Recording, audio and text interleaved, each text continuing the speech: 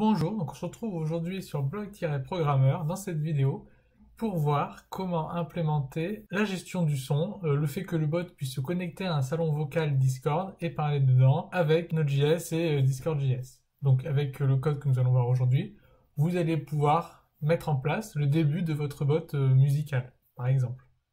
Ou un bot qui peut faire des sons en fonction des commandes, tout peut être possible, hein. Donc c'est vraiment à vous de faire en fonction de ce que vous souhaitez implémenter. Donc la première chose à faire va être d'installer des librairies dans notre projet. Donc pour ce faire, ouvrez votre terminal et tapez la commande npm install ffmpeg-binaries. Donc ça va permettre d'installer le codec qui va permettre de lire les fichiers MP3 et son. Donc on va lancer. npm va s'occuper de l'installer pour nous. Une fois les binaries installés, il ne reste plus qu'à installer Opus Script pour pouvoir utiliser ce qu'on a installé précédemment, donc les binaries. Pour pouvoir l'utiliser, il faut une librairie supplémentaire qui va être Opus Script. Voilà, donc une fois ces deux modules npm installés, on va pouvoir donc mettre en place notre bot musical. Donc la première chose à faire, on va déclarer une variable qu'on va appeler dispatcher. Donc c'est avec cette variable-là qu'on va pouvoir contrôler notre bot dans les salons vocaux. Donc maintenant, on peut revenir dans notre fonction qui gère l'événement message, donc qui détecte le message d'utilisateur, et on va pouvoir créer nos commandes, de nouvelles commandes pour utiliser les possibilités de la gestion du son. Donc on va créer une nouvelle commande qu'on va appeler play. On va lui demander un paramètre, le paramètre de l'URL du son à jouer par exemple, donc fichier MP3 à jouer qui se trouve sur internet. On va demander à l'utilisateur de le placer à côté de la commande en paramètre. Donc on va mettre length 2, vu que la longueur de notre message, notre tableau doit être de 2 vu qu'on demande un paramètre. Et ici, on va rajouter notre code.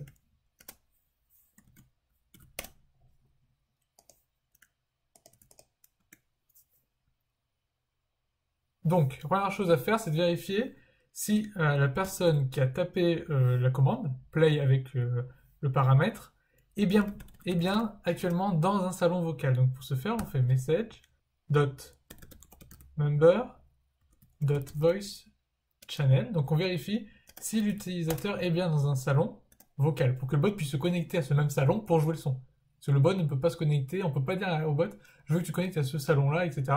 Le bot se connecte dans le salon dans lequel l'utilisateur qui a tapé la commande se trouve. Donc si l'utilisateur n'est pas dans un salon vocal, alors dans ce cas, il y a un problème, c'est pas possible. Donc il va falloir l'indiquer à l'utilisateur, avec un petit else, on récupère sendError, la fonction qu'on avait créée ultérieurement dans une autre vidéo, et on va mettre vous devez d'abord rejoindre un canal vocal. Voilà. Vous devez d'abord rejoindre un canal vocal. Donc si l'utilisateur n'est pas dans un canal vocal, alors du coup, le message est envoyé et le bot ne fait plus rien. Il attend que l'utilisateur refasse la commande ou autre chose qui fonctionne. Donc une fois qu'on a vérifié que l'utilisateur est bien dans un salon vocal, maintenant il faut qu'on dise à notre bot qu'on souhaite qu'il s'y connecte. Donc, pour ça, on va faire un message.member.voice.channel.join et après, si tout se passe comme il faut et que le bot arrive à se connecter au salon, on récupère une variable qui s'appelle connection, et c'est avec celle-ci qu'on va pouvoir faire du traitement supplémentaire. Donc, on va dire à notre dispatcher qu'on a créé précédemment ici, là, qui va s'occuper de dispatcher comme on s'occupe la gestion du son. On va utiliser cette variable et on va lui assigner une valeur, donc le connection. Point, et on va lui demander de jouer un son, play arbitrary input.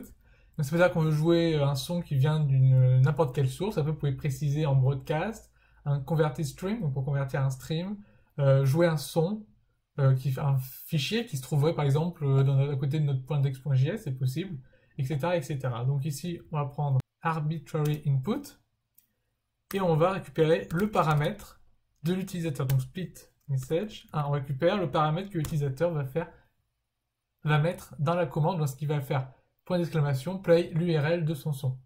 Si vous voulez plus de détails sur la gestion des différents paramètres dans une commande, je vous invite à voir une vidéo ultérieure.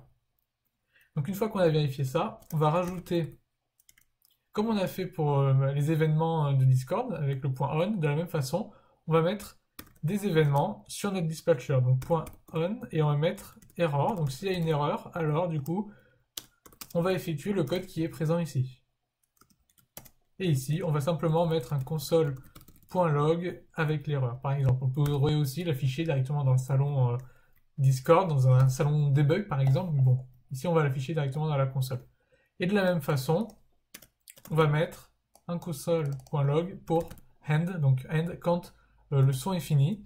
Ici on va mettre fin du son qui sera affiché dans la console quand le son aura été fini et aura été joué en entier par le bot dans le salon. Et on va rajouter un petit catch à la fin pour prévenir en cas d'erreur non prévue. Sait-on jamais.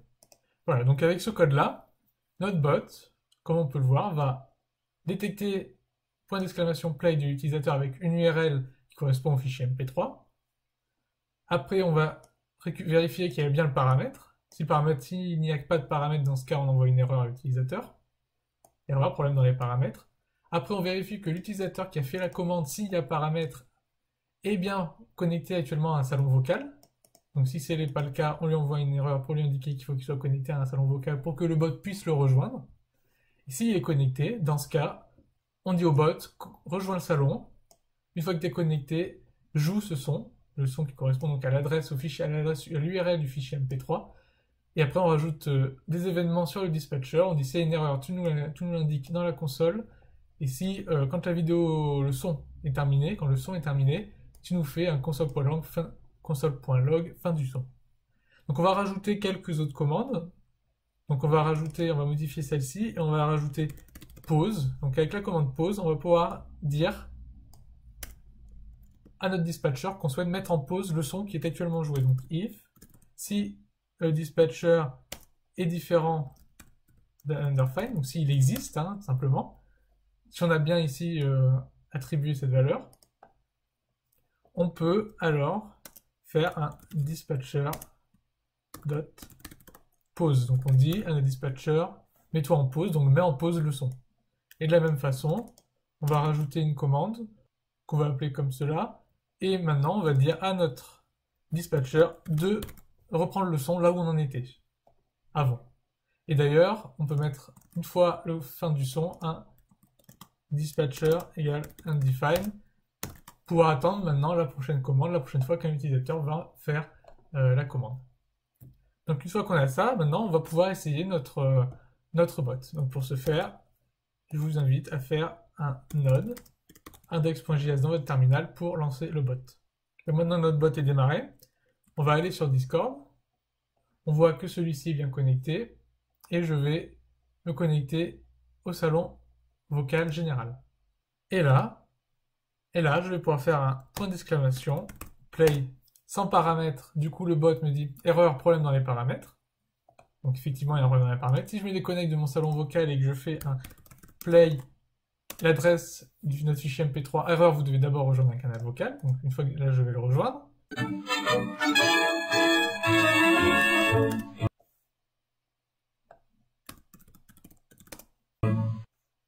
Nous avons donc vu comment faire en sorte que notre bot ait la possibilité de jouer du son dans un salon où se trouve l'utilisateur via une commande, de le mettre en pause et de relancer.